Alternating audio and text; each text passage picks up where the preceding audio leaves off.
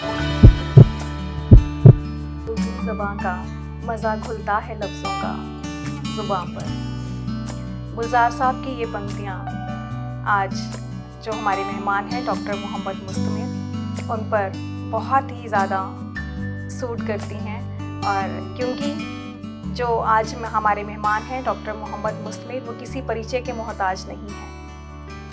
पिछले 12 सालों से हरियाणा उर्दू अकेडमी में कॉरेस्पोंडेंस कोर्स के ज़रिए उर्दू सिखा रहे हैं। तकरीबन 6,500 लोग जो उनसे उर्दू सीख रहे हैं अब तक जुड़े हुए हैं।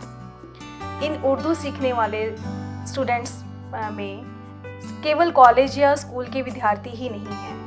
IAS, IPS, कानून गो, तहसीलदार, टीचर्स, प्रोफेसर्स, लेक्चरर्स तो हैं ही हैं, साथ ही साथ हरियाणा के किसान भी शामिल हैं जो हल और बाटा से तो प्यार करते ही हैं, लेकिन उर्दू से भी उन्हें बेहद मोहब्बत है। उनके इस प्यार को अगर हम इश्क से ताबीर करें तो कोई अतिशयोक्ति नहीं होगी। तुम बागे उल्फत की तुलसी हो, तुम मेरे गीतों की मुरली हो। तुम बागे उल्फत की तुलसी हो, तुम मेरे गीतों की मुरली हो।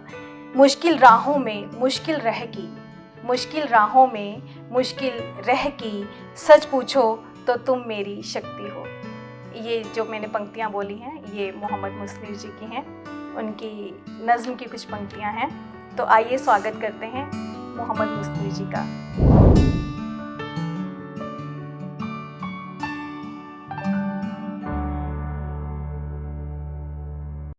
बहुत शुक्रिया सर, आप MA, MPhil, PhD इतने आपने जो उर्दू में इतनी स्टडी की है, पिछले 12 सालों से आप हरियाणा उर्दू अकेडमी में उर्दू पढ़ा भी रहे हैं। तो क्या जैसे कि उर्दू पढ़ाना, और आप एक शायर भी हैं, बहुत बेहतरीन उम्दा आपकी शायरी रही है, वो सब इस बात से भली भांति परिचित है हम सब। तो ये जो माहौल आपकी शायराना माहौल था और जो ये स्टडी का माहौल था, तो ये क्या आपके घर में शुरू से ऐसा था या आपने धीरे धीरे शायरी को अडॉप्ट किया? नहीं, असल में सीमा जी बात यह है कि जिस गांव से मेरा ताल्लुक़ है तो वहाँ पे अदब या साहित्य का कोई दूर दूर तक कोई नामो निशान नहीं है।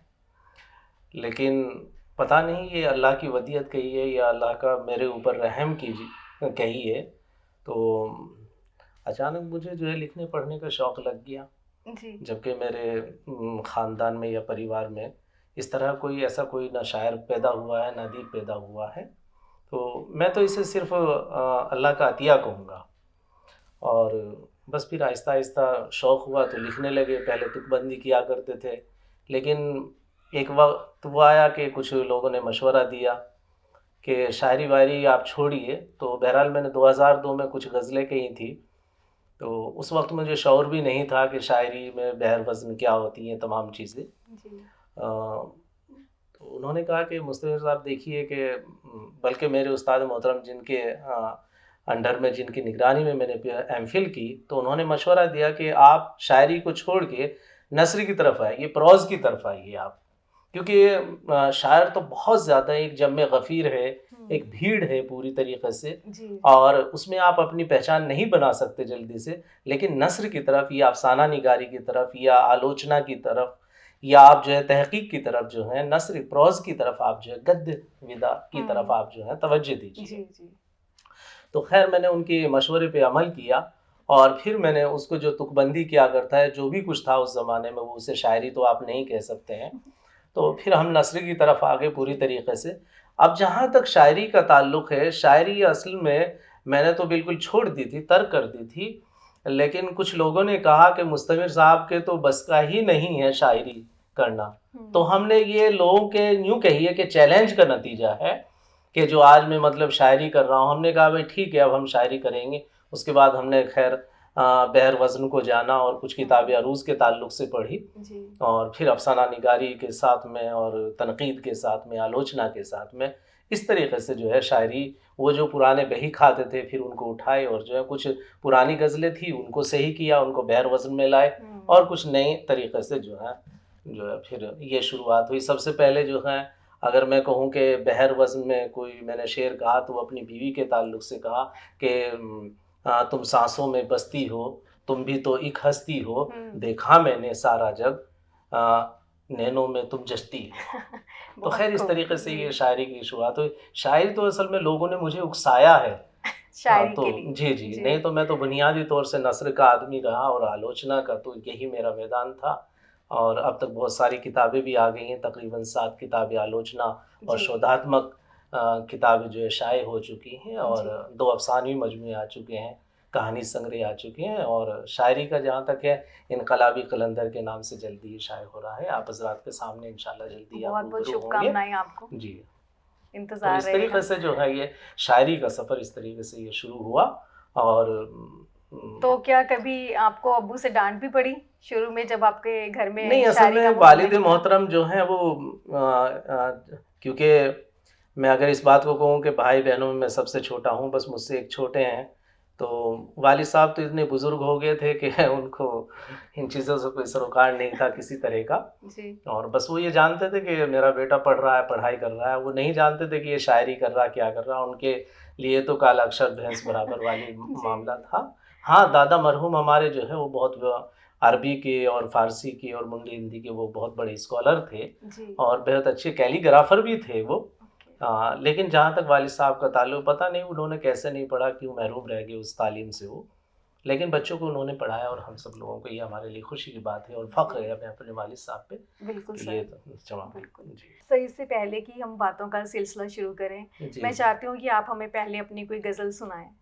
हाँ, बिल्कुल, मैं आप हज़रात के सामने एक गज़ल स्वागत है सर। जी पेश खिदमत है कि शौक़ हसीना चंचल, शौक़ हसीना चंचल मन भावन, शौक़ हसीना चंचल मन भावन, आँखों में वो काजल मन भावन, और बरखा की रुत में नील गगन में, बरखा की रुत में नील गगन में काले काले बादल मन भावन, बरखा की रुत में नील गगन में काले काले बादल मन भावन, और एक शौक़ हसीना के रुख पर वो एक सीमा जी शौक़ हसीना एक शौक़ हसीना के रुख पर वो, एक शौक़ हसीना के रुख पर वो धानी धानी आंचल मन भावन, वाह! धानी धानी आंचल मन भावन, और धरती के सीने पर देखो जी, बिल्कुल, धरती के सीने पर देखो जी। मैंने वो बरसात का मंजर कशी करने की जी, कोशिश जी, की है। बिल्कुल सर। शेर देखिए आप जो हैं बहुत कि मुलाहिजा फरमाइए, धरती के सीने पर देखो जी, धरती के सीने पर देखो जी, हर सू जल थल मन भावन, मन भावन। हर सू जल थल मन भावन, और कश्मीर हकीकत में जन्नत है, जी, कश्मीर हकीकत में जन्नत है, कश्मीर हकीकत में जन्नत है, मुझको लगती है डल मन भावन, आहा! क्या बात! मुझको लगती है डल मन मन भावन, और खेतों में लगते हैं मुझको तो।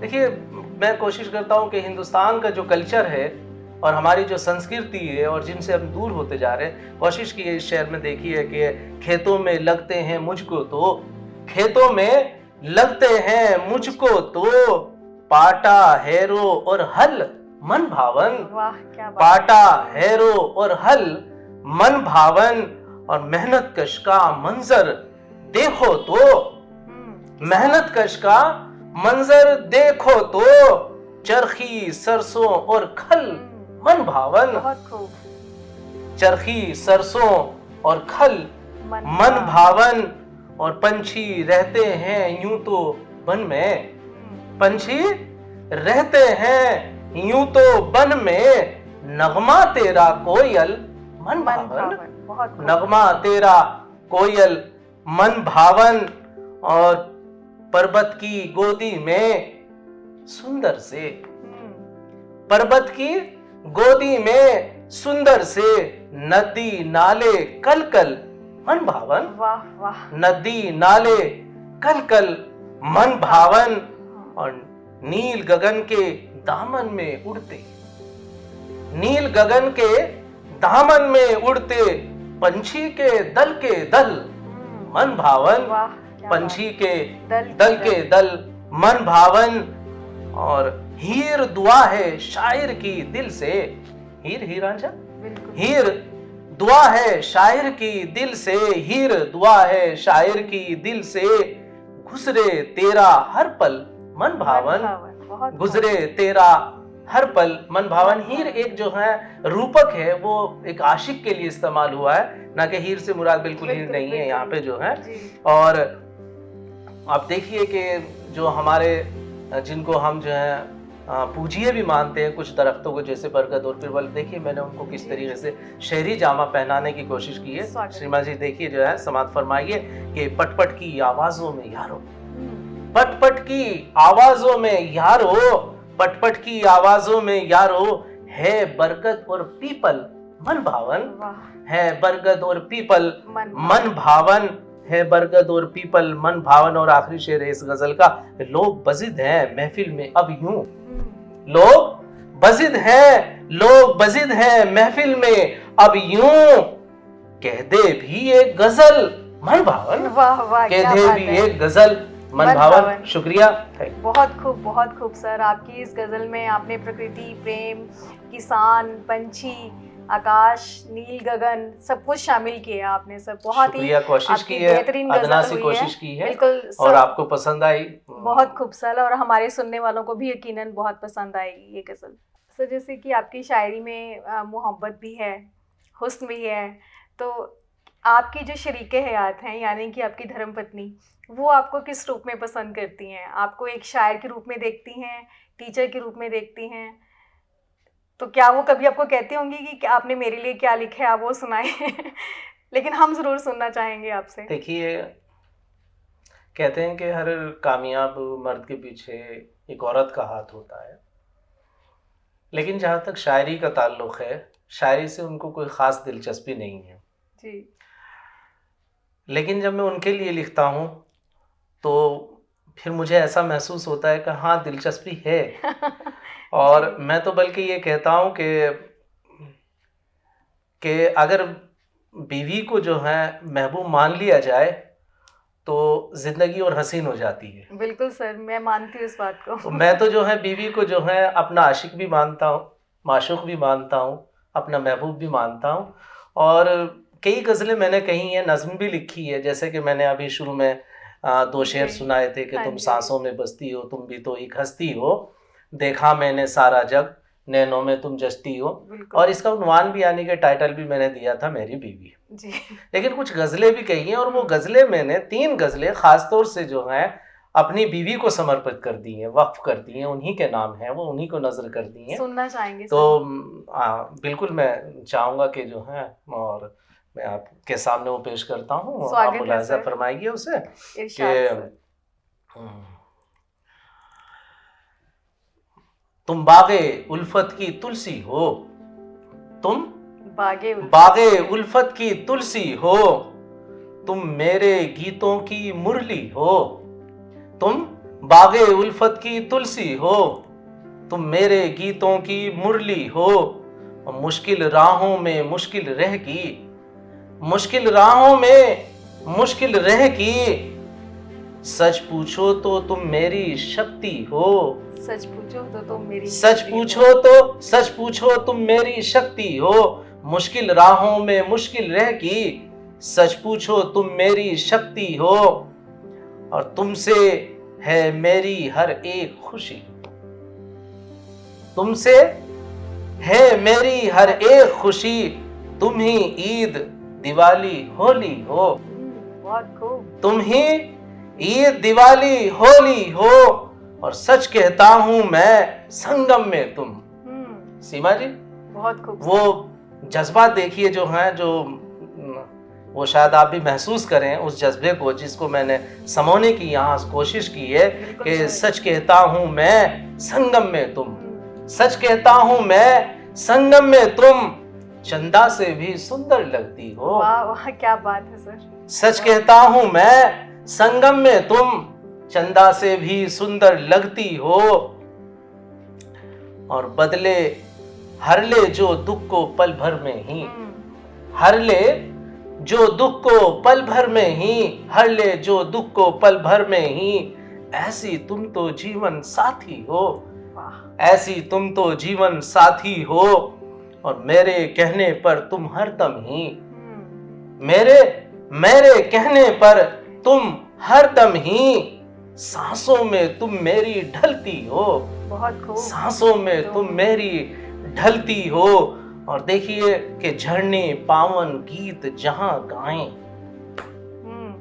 देखिए बहुत सीमा खूब। जी, झरने पावन गीत जहां गाएं, झरने पावन गीत जहां गाएं, ऐसी उज्जल सी तुम नदी हो, वाह क्या बात है। ऐसी उज्जल सी तुम नदी हो, ऐसी उज्जल सी तुम नदी हो, और जिससे पैदा हो इश्को उल्फत, जिससे पैदा हो, जिससे पैदा हो इश्को उल्फत, ऐसी सौंधी सौंधी मिट्टी हो, बहुत खूब। ऐसी सौंधी सौंधी मिट्टी हो, और मन के मंदिर में बैठी हो तुम, मन के मंदिर में बैठी हो तुम, मन के मंदिर में बैठी हो तुम तो मेरे दिल की रानी हो, बहुत खूब सर। तुम तो मेरे दिल की रानी हो, और रखती हो एक शगुफ्ता लहजा, रखती हो एक शगुफ्ता लहजा, कोमल, रखती हो एक शगुफ्ता लहजा,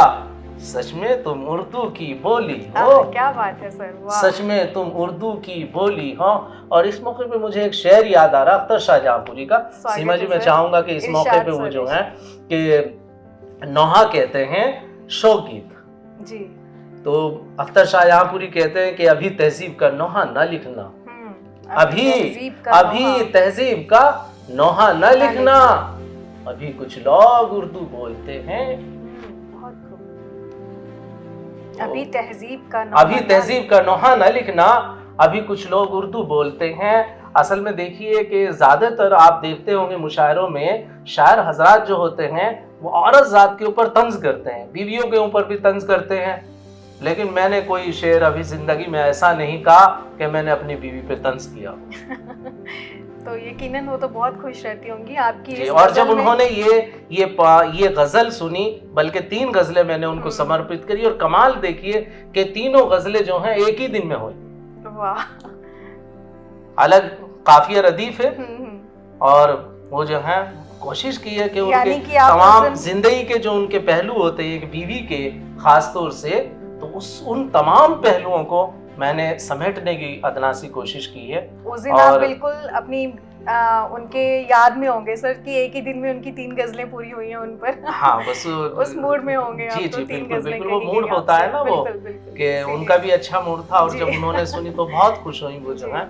और बहरहाल मैं कभी तंज नहीं करता, ना तंज आमेज या व्यंगपूर्ण में कोई ऐसा शेर कहता हूँ, वो आपके शेर में हमने कभी और मैं औरत के दिल से इज्जत भी करता हूँ, एहतराम भी करता हूँ, और बीवी का भी एहतराम करना चाहिए। बिल्कुल सर, और बिल्कुल करना चाहिए। तो बहरहाल एक कुर्बानी देती है, पूरी गृहस्थी को चलाती है, तो मैं समझता हूँ उसके लिए भी तो कुछ होना चाहिए। बिल्कुल सर, हम उसको जो है नेगेटिव पॉजिटिव नजरिए से भी तो पेश कर सकते हैं। बिल्कुल सर, आपने अपनी इस गजल में बीवी को मंदिर भी कहा, तुलसी भी कहा, और प्रकृति से भी जोड़ा आपने, नदी भी बोला, शक्ति भी बोला। तो यकीनन वो सभी एक स्त्री जो है इन सभी रूपों को अपने अंदर समाहित करके रखती है। एक बेहतरीन गजल हुई है सर, और आपकी बीवी को यकीनन बहुत पसंद आई होगी। आपके उम्दा जो हमारे शायर हुए हैं पहले के, बहुत जी अजीम शायर हुए हैं, उनमें से आपको कौन से शायर पसंद हैं? आपके फेवरेट शायर कौन हैं? देखिए अगर उर्दू के शायरों की बात की जाए तो गालिब तो खैर सब पे गालिब है जी, लेकिन जहाँ तक मेरी अपनी पसंद का ताल्लुक़ है तो मैं हमेशा उन लोगों को मैंने पसंद किया है, उन शायरों को जिन्होंने हक़ के लिए आवाज़ बुलंद की है, अपनी शायरी के ज़रिए से एक पैगाम दिया है कौम को, हिंदुस्तानियों को, पूरे दुनिया को। जैसे ये इकबाल हैं, जैसे फैज़ अहमद फैज़ हैं, या आपके साहिल लुधियानवी हैं। और जहाँ तक हम गज़ल की बात करें, गज़ल को एक नई दिशा प्रदान करी, एक नया मोड़ दिया, तो मैं समझता हूँ नासिर काज़मी का वो बड़ा नाम है, और जिनका ताल्लुक़ हमारे हरियाणा से था, अम्बाला के वो रहने वाले थे, पार्टीशन के बाद में वो लाहौर चले गए थे। तो नासिर काज़मी बहुत कम उम्र हुई है उनकी, लेकिन उस कम उम्री में उन्होंने इतना बड़ा कारनामा अंजाम दिया कि लोग जो हैं उनकी उनके फ़न की, उनकी गज़ल की, उनकी शायरी के कायल हैं और उनका जो है जी। तो बहरहाल मैं फैज़, इकबाल और इन लोगों को ज़्यादा पसंद करता हूँ। कोई इनकी ऐसा शायरी शेर, को कोई ऐसा या शेर साहिर किसी। की जी। तो साहिर की देखिए कि जैसे कि आज के हालात चल रहे हैं, चीन भी हमला कर रहा है और ये तमाम, साहिर ने एक नज़्म लिखी थी, ए शरीफ इंसानों। जी सर।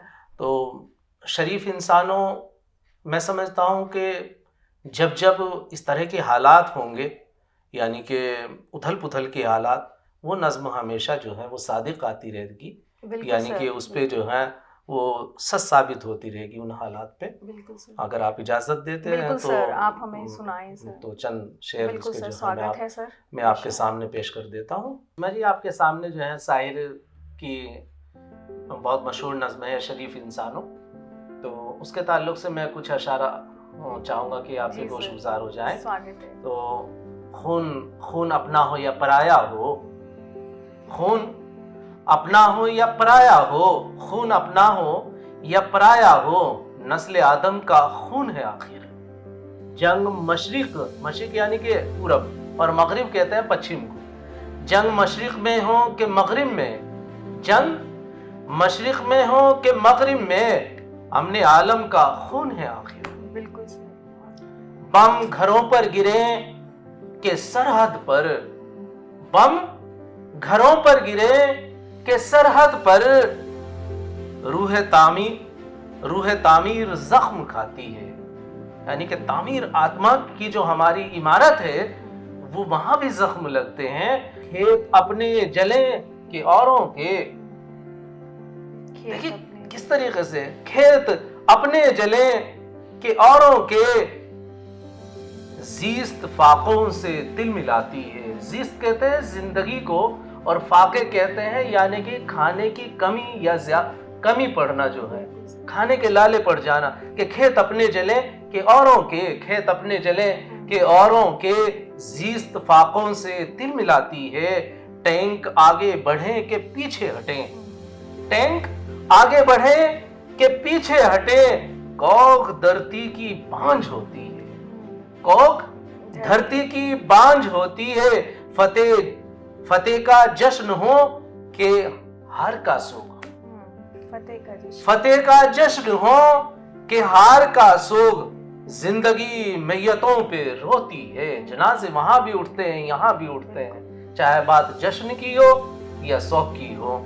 और जंग तो खुद ही एक मसला है, जंग तो खुद ही एक मसला है।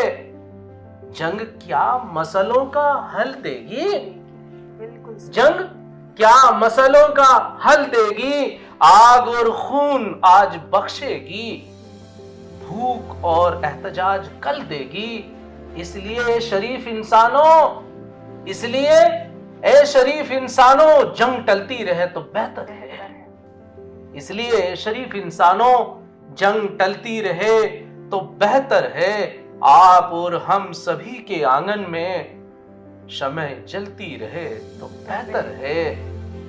ये नज्म का एक बंद है, बिल्कुल नज्म का एक हिस्सा है, सॉरी बंद नहीं, एक हिस्सा है। दूसरे हिस्से में हमें पैगाम दे रहे हैं साहिर कि बरतरी के सबूत की खातिर खून बहाना ही क्या जरूरी है। यहाँ झंझोड़ रहे हैं हमें, पूरी इंसानियत को झंझोड़ रहे हैं, पूरी मानवता को झंझोड़ रहे हैं कि बरतरी के सबूत की खातिर खून बहाना ही क्या जरूरी है। और आओ आओ इस तीरा बख्त दुनिया में, अंधेरी दुनिया में फिक्र की रोशनी को आम करें।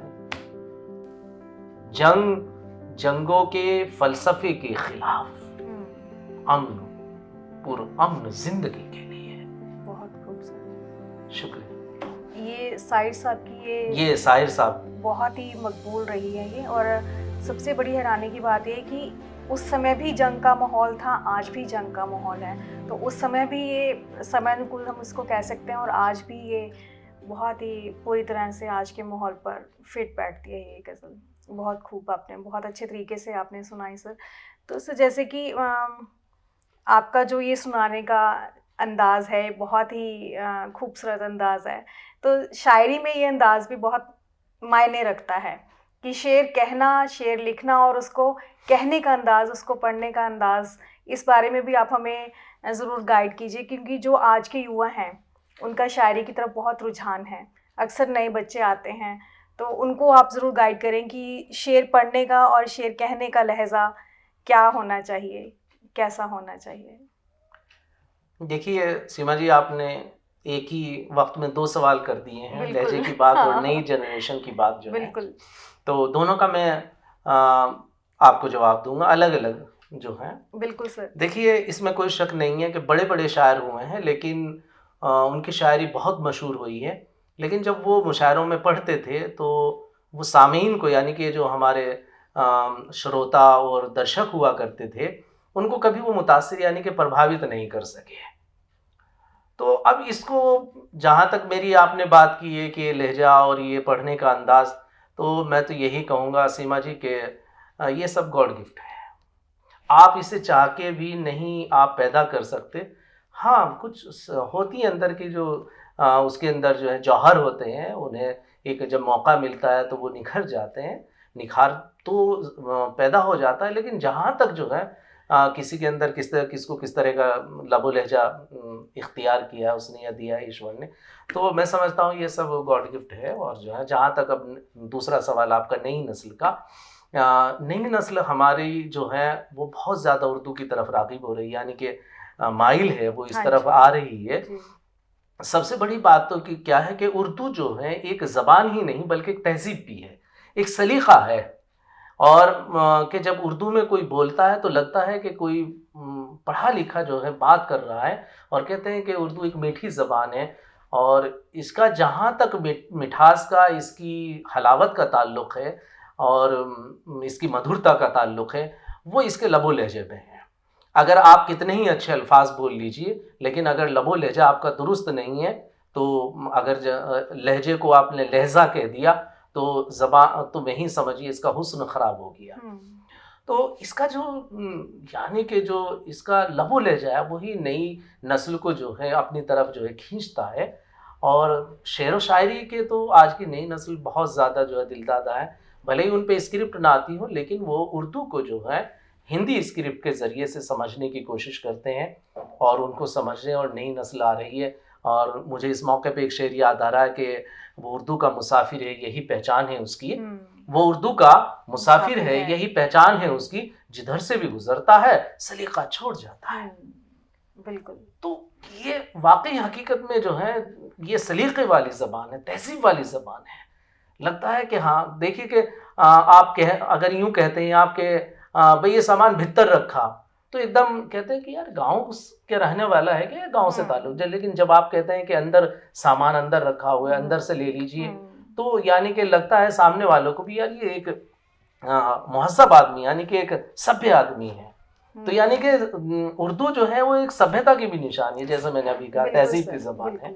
तो और आप देखते भी होंगे, अगर आप जो है कहना जी नहीं वो गाँव से है, इनका ताल्लुक़ इसलिए बोलते हैं, ये ऐसे लफ्ज़ बोलते हैं, तो यानी कि इसका मतलब क्या है कि शहरियत की भी नुमाइंदगी करती है। बिल्कुल। और एक पूरी तरीके से आप को इस चीज़ का जो है कि लगता है कि हाँ ये पढ़ा लिखा आदमी है और ये पूरा सुलझा हुआ आदमी है। जी। तो सर, जैसे कि शायरी में लबो लहज़ा और भी खूबसूरत करने के लिए क्या रस्मुल ख़त यानी कि उर्दू लिपि सीखना बहुत ज़रूरी है? जी बिल्कुल सीमा जी, जो है अगर आप चाहते हैं कि हमारा लबो लहजा उर्दू का जो है वो अच्छा होए और उसमें निखार पैदा हो, तो उसके लिए ज़रूरी है कि उर्दू रस्मुल ख़त यानी कि उसकी वर्णमाला जो है उसका, क्योंकि अब ज की आवाज़ें 6 आवाज़ें यहाँ पे मौजूद हैं, क की 2 आवाज़ें मौजूद हैं, फ की 2 आवाज़ें मौजूद हैं और इसी तरीके से त की 2 आवाज़ें मौजूद हैं, आ की भी 2 आवाज़ें मौजूद हैं, हा की भी 2 आवाज़ें हैं। तो वो कैसे समझ पाएंगे आप जो है, क्योंकि वहाँ तो है ही नहीं हिंदी ज़बान में, वहाँ तो एक ही आवाज़ें हैं। तो जब तक आप लिपि को नहीं समझ सकेंगे तो मैं समझता हूँ कि लबो लहजा हमारा दुरुस्त नहीं हो सकता है। और इसी के साथ मैं एक बात और वाज़ेह कर दूँ, यानी कि क्लियर कर दूँ कि आप किसी भी ज़बान को जो है, किसी भी ज़बान के कितने भी बड़े स्कॉलर हैं, लेकिन अगर आप पे उर्दू नहीं आती है तो आप उस ज़बान को सही तरीक़े से बोल नहीं सकते, उसका उच्चारण अदा नहीं कर सकते। अगर आपको उसका उच्चारण अदा करना है सही तरीक़े से तो फिर उर्दू को सीखना लाज़मी है। यही वजह है कि हमारे टीवी के एंकर, हमारे मीडिया के या जो हैं पब्लिक के बिल्कुल रूबरू रहते हैं, तो वो अब अपनी अट्रैक्शन पैदा करने के लिए, उसमें एक दिलकशी पैदा करने के लिए वो जो है उर्दू को ज़रूर सीखते हैं, चाहे वो हमारे फिल्म इंडस्ट्री है, बॉलीवुड है।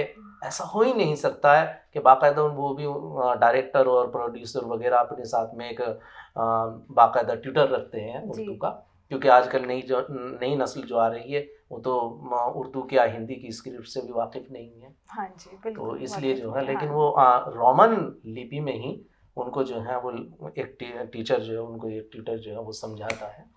तो इससे ये तमाम बातें जो हैं क्लियर होती हैं कि अगर ज़बान को सही करनी है हमें, यानी कि जिसे कहते हैं बिल्कुल सुथरापन लाना है, तो उसके लिए उर्दू सीखना बहुत ज़रूरी है। बिल्कुल सर, ये उर्दू सीखने के दौरान मुझे भी ये ज़रूर महसूस हुआ कि रस्मुल ख़त सीखने के बाद तो उर्दू बोलने में और उसको समझने में एक आसानी भी हुई है और एक खूबसूरती भी महसूस हुई है। बहुत बढ़िया सर। जानी बेमंजिल चलता ही जा रहा हूँ मुस्तकिल, माजरा ये है कि रास्ता घटता ही नहीं है। सर आपका ये शेर बहुत ही खूबसूरत हुआ है। दिल तो नहीं कर रहा कि आपसे विदा लें, लेकिन बातचीत का ये दौर अब समाप्ति की तरफ है, लेकिन चलते चलते हम आपसे ज़रूर कुछ सुनना चाहते हैं। अपनी कोई गज़ल हमें ज़रूर सुनाएं।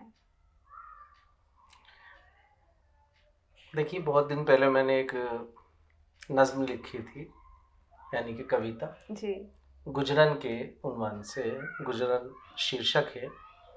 नज़्म तो हालांकि तवील है, लेकिन कुछ शेर मैं इसमें इस नज़्म के ताल्लुक़ से आपको सुनाना चाहूँगा। जी सर, इरशाद। और मेरी कोशिश ये रहती है कि मतलब ये है कि हिंदुस्तान का जो कल्चर है और यहाँ की जो तहज़ीब है और संस्कृति है वो उठ के आ जाए, क्योंकि हम देख रहे हैं कि आजकल हमारी तहज़ीब और हमारी जो चीज़ें हैं वो जो है बिल्कुल जो है लुप्त होती जा रही हैं। तो कोशिश की है मैंने, जो है देखिए आप समाप्त कीजिए कि है मतला है कि है ये तनमन एक गुजरन का, है ये तनमन एक गुजरन का, गुल और गुलशन एक गुजरन का।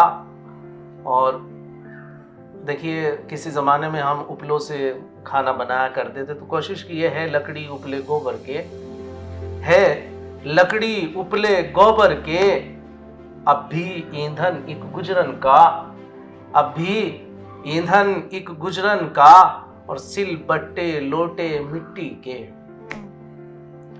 सिल बट्टे लोटे मिट्टी के, कच्चा आंगन एक गुजरन का, कच्चा आंगन एक गुजरन का।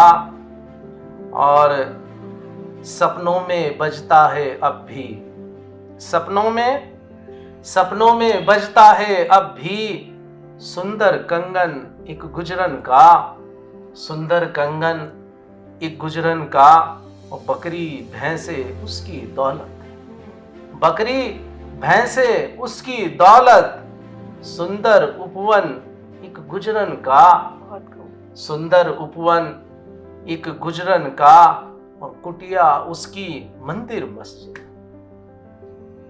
देखिए, दो तहजीबों को मिलाने की कोशिश की है कि कुटिया उसकी मंदिर मस्जिद, नगमा पावन एक गुजरन का, नगमा पावन एक गुजरन का। और फैशन के इस युग में सादा, पैराहन कहते हैं, कुर्ते को कहते हैं, लिबास को कहते हैं, कि फैशन के इस युग में सादा, है पैराहन एक गुजरन का, है पैराहन एक गुजरन का। और सपनों में आता है मेरे, सपनों में आता है मेरे, टीका चंदन एक गुजरन का, बहुत खूबसूरत, बहुत टीका चंदन एक गुजरन का।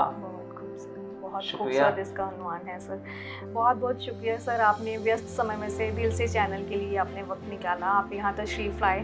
फिर किसी दिन एक और ख़ास मुलाकात की ज़रूर होगी। आपका भी बेहद शुक्रिया, और तमाम जो है चैनल के तमाम अराकीन, तमाम सदस्य, तमाम टीम का शुक्रिया, ख़ास तौर से सरोहर साहब का, सत्यम साहब का। मैं दिल से जो है बेहद ममनून हूँ, उनका आभारी हूँ कि मुझे उन्होंने इस लायक समझा, आप लोगों ने मुझे इस लायक समझा। और रूबरू होने का मौका दिया। बेहद शुक्रिया। Thank you. शुक्रिया सर। दोस्तों, आज की इस कड़ी में हम मिले डॉक्टर मोहम्मद मुस्तमिर से। अगली कड़ी में फिर मिलेंगे हम किसी और खास शख्सियत के साथ, किसी और कलाकार के साथ। तब तक के लिए विदा। हंसते रहिए, मुस्कुराते रहिए। कोरोना अभी खत्म नहीं हुआ है, तो बचाव करते रहिए।